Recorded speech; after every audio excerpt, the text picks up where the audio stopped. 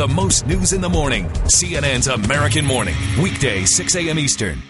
The Labor Department releasing its January jobs report. The unemployment rate dropped. It dropped to 9.7%.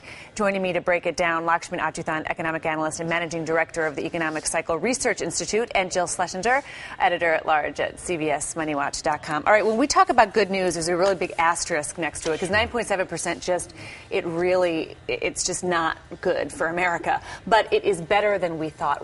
Why did it fall, do you think? Well, it's derived from the household survey. The household survey had over 500,000 jobs created in it, right, which is a little different than the headline payroll survey right, that showed minus 20. So it's two different surveys. But basically, it looks as though the unemployment rate may have peaked at the earlier level. If it didn't peak already, I think it still will peak by the first half of this year, because this overwhelming trend we've seen for much of last year into this year is one of an improving labor market, the minus 20 notwithstanding. An improving labor market, unemployment rates peaked, good times are ahead. All right, don't go crazy. I mean, job loss is tapering off. That's the good news. Yeah. If you don't have a job, it is still so hard to get a job. And that's what we're really seeing here. This is the divergence of data, where you say, wow, people who look at data like knuckleheads like us say, wow, it's great news. But if you don't have a job, it is still very hard to get a job. How can we have and we see that their temporary jobs increased, we see retail jobs increased, but we also know that people are working, we have a very short work week, which means there's not a lot of work for people. Work week actually, and it doesn't move a lot, but it actually moved up a tenth of a so point. That's so that's a good thing. Earnings actually went up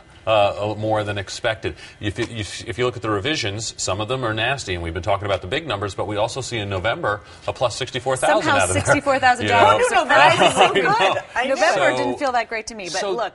It's a lot of cross currents here. We're just about to break through the surface. We all know it's going to be difficult and choppy probably here. I mean, this is the way it looks after you've come out of just such a horrible time. There's a big revision there, so we know that we lost another 800 and some thousand jobs that we didn't know about, which brings the total job loss in the recession to 8.2 million, which feels really tough for a country, doesn't it? Absolutely. But, again, it's history. It already happened. Thank God we've lived through the worst of it. We are now in the rebuilding phase. By the way, at the end of a recession, all the data gets very choppy. You get really kind of weird cross currents week to week, month to month. If you look at the last 3 months, the trend is actually improving. That's what we need to concentrate on. And while we need jobs created in this country, I can guarantee one thing. This is a very strong and resilient economy. It will happen. Let me ask you what's happening in the stock market then, because we had a really rough day yesterday. We're talking about Dow 10,000, and it barely closed above there. It looks a little rough again this morning, and you're hearing talk about other European countries and their debt problems and how much debt they've taken on to get themselves out of this mess.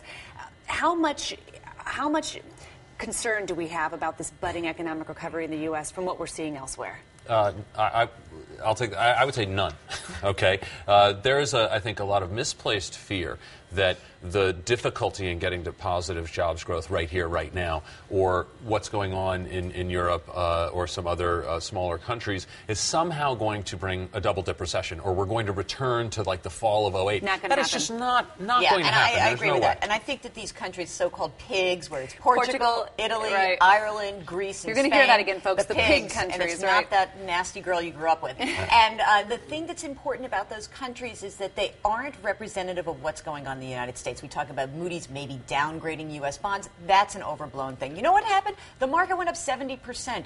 It needs to take a breather. It's normal. If you're contributing to a 401k, you should be praying for the market to go down. The market is not the economy. These are two separately different things. They turn at turning points by about 6 months at different time frames. And here we're in the first quarter of positive jobs growth. That we can take to the bank here. That's what's going on. So for the people who are not going to read this 25-page report quickly, in 5 words or less, you've got a job or you need a job. Your advice?